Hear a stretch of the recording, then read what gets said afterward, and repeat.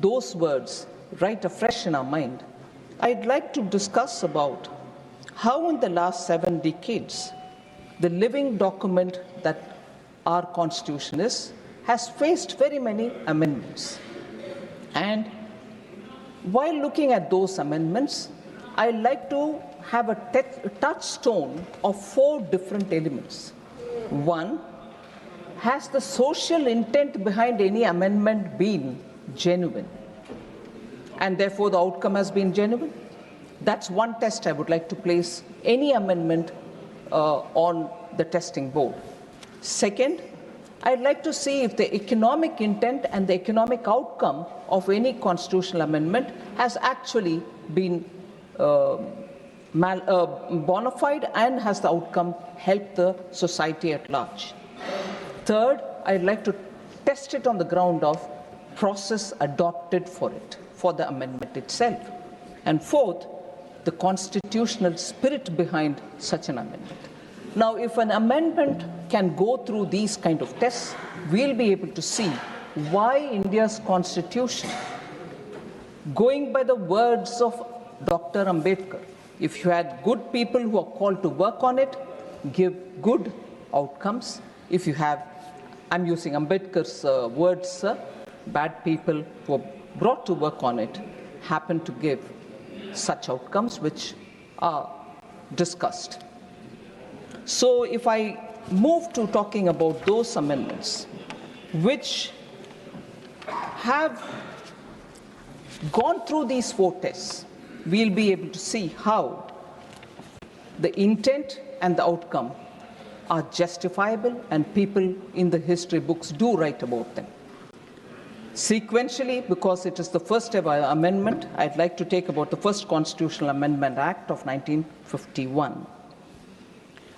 So it's been said, and Honorable Prime Minister, while talking in the Lok Sabha, also referred to the fact that there was an interim government in place between 1947, August 15th.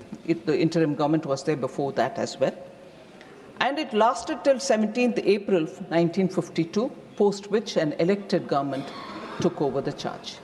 But during 1951, when the amendment for the first Constitutional Amendment Act was passed, it was an interim government and not elected government of India post 1947. Now, this was enacted, therefore, within a year of the commencement of the Constitution. It's worth remembering.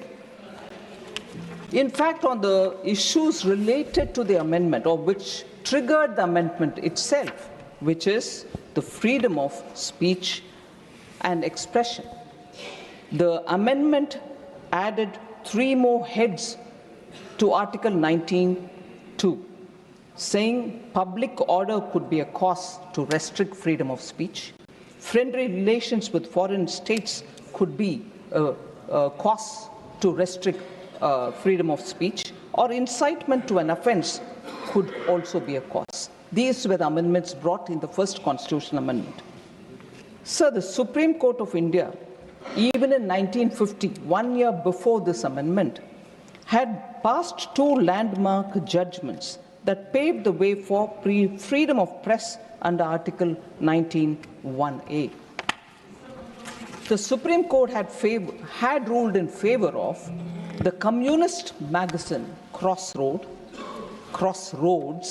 and the RSS's organizational magazine Organizer.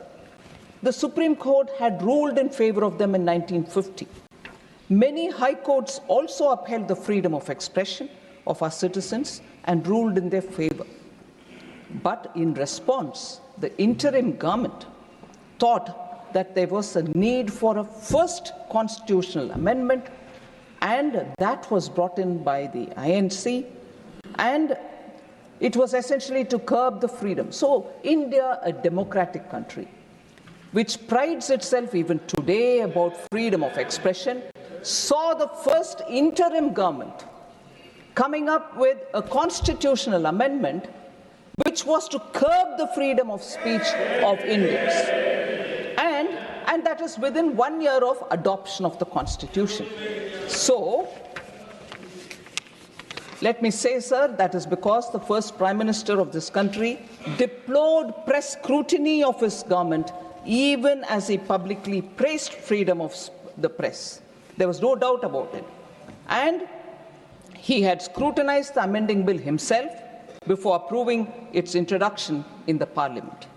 In the Parliament, sir, it didn't go through smoothly at all. The voices which spoke about it, and I will also refer some of the observations made by eminent members, vehemently who opposed it.